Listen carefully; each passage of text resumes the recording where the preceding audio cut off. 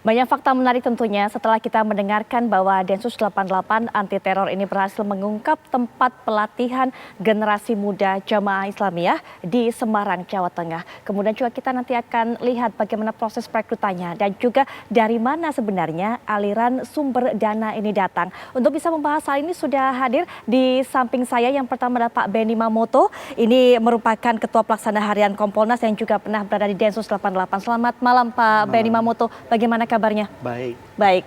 Dan juga sudah bersama kita ini merupakan analis kajian terorisme Pak Al Khaidar. Assalamualaikum warahmatullahi wabarakatuh. Selamat malam Pak. Waalaikumsalam ya. Baik. Dan juga sudah bergabung dengan kita untuk bisa memberikan keterangan. Yang pertama adalah Karopenmas Div Humas Polri Brigjen Pol Rusdi Hartono. Selamat malam Pak Rusdi Hartono.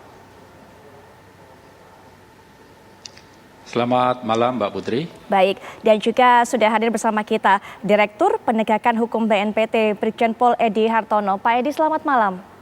Selamat malam Mbak. Baik, Pak Rusdi mungkin bisa memberikan informasi terlebih dahulu kepada kita sebenarnya awal dari terungkapnya tempat pelatihan ini di Semarang seperti apa Pak? Baik Mbak Putri, untuk terungkapnya masalah pelatihan Jamaah Islamiyah ini diawali dari tertangkapnya Amir Jamaah Islamiyah Parawijayanto tahun 2019 bersama salah satu anggota JI juga yaitu Karso tadi.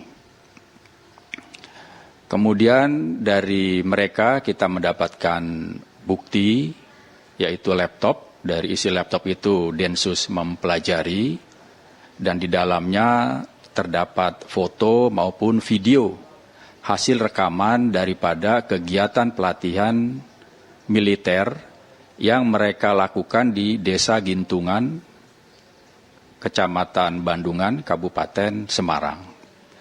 Mulai dari situ terkuak kegiatan-kegiatan pelatihan militer ini yang telah dilaksanakan sejak tahun 2011 sampai 2018.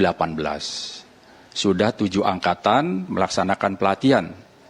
Total seluruhnya 96 orang yang telah melaksanakan pelatihan itu. Kemudian dapat informasi juga dari 96 tersebut, 66 orang telah terkirim ke Suriah untuk memperdalami lagi masalah militer di sana, kemudian juga memperdalam lagi masalah senjata, bom, dan lain sebagainya. Dari 66 tersebut, kami dapat informasi juga ada yang meninggal dunia di sana, dan juga ada beberapa yang kembali ke Indonesia. Dan ada juga mereka setelah kembali telah diamankan oleh Densus 88. Seperti itu Mbak Putri. Baik Pak Rusdi, sebelum kita berbicara lebih lanjut mengenai pelatihannya, perekrutan terlebih dahulu Pak. Kita ingin sekali mengetahui, karena dari konferensi pers sudah sempat disampaikan, ini kemudian perekrutannya saja mencari SDM yang mumpuni. Artinya dicari anak-anak yang pintar, santri-santri yang ada di posisi ranking 1 hingga 10 di pesantren masing-masing. Lalu bagaimana Jamaah Islamiyah ini kemudian bisa menggait siswa-siswa ataupun santri-santri terbaik itu Pak? Betul sekali, kita mendapat keterangan dari Joko Priyono alias Karso tersebut. Ternyata dia sebagai penanggung jawab pelatihan dan juga sekaligus sebagai pelatih dalam kegiatan pendidikan militer Jamaah Islamiyah. Dari keterangan saudara Karso tersebut, dijelaskan bahwa mereka merekrut yaitu santri-santri dari pondok pesantren yang tentunya pondok pesantren ini berafiliasi dengan Jamaah Islamiyah. Mereka merekrut santri-santri setiap tahun yang memiliki kemampuan intelektualitas itu yang baik, yaitu ranking antara 1 sampai dengan 10. Kemudian selain intelektualitas, mereka juga memastikan bahwa mental dan loyalitas daripada yang akan dididik ini tidak diragukan. Sekaligus mereka menilai juga dari fisik santri yang akan dilatih. Jadi sedemikian rupa mereka mencari daripada calon-calon penerus dari JI ini yang memiliki intelektualitas yang bagus, mental dan loyalitas yang tidak diragukan lagi, sekaligus juga kemampuan fisik yang bisa diandalkan. Seperti itu Mbak Putri. Baik, Pak Beni, kalau kita melihat pola perekrutannya, memang fokusnya tujuannya adalah mencetak generasi penerusnya, generasi muda Jamaah Islamiyah. Tanggapan mengenai hal ini? Ya, pola ini kami temukan ketika kami waktu itu penyidik jaringan JI. Salah satunya saya periksa langsung tahanan di Filipina, namanya Denny Ofracio. Itu nama Filipina. Nah, dia ternyata lulusan nomor 1 dari salah satu ponpes di Jawa Tengah. Dari dialah saya tahu banyak bagaimana pola rekrutmen mirip seperti tadi. Baik. Jadi para gurunya itu memang diberi tugas untuk mengamati satu persatu siswa. Siapa yang paling pinter, siapa yang disiplin, siapa yang bisa tutup mulut. Loyalitas tadi itu? Iya, ini diseleksi, diamati tiap hari, kemudian baru ditentukan, oh si ini nih.